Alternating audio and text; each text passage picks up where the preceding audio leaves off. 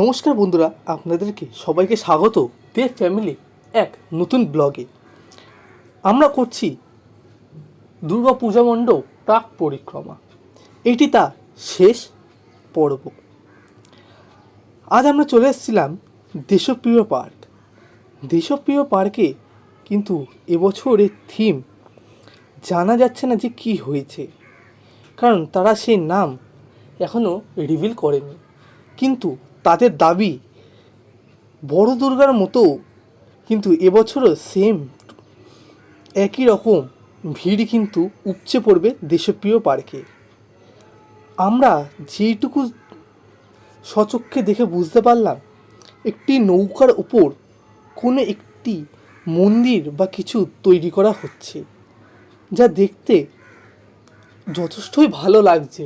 হয়তো কমপ্লিট হয়ে যাওয়ার পর এটি আরও ভালো লাগবে দেখতে।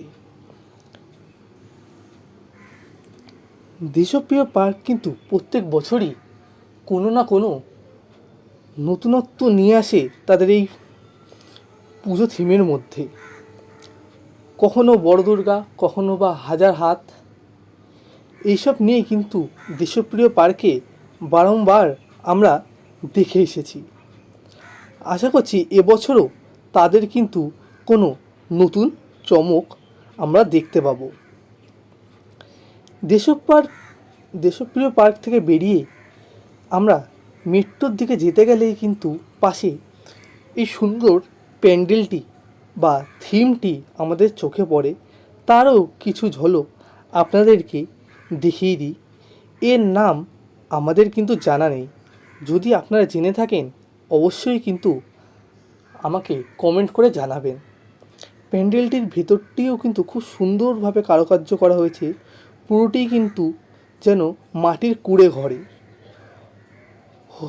এর থিম জানা নেই, আমাদের কিন্তু ভিডিওটা এখানে শেষ থিম করছি। হয়তো ভালো লাগলে শেয়ার, লাইক, সাবস্ক্রাইব অবশ্যই করবেন।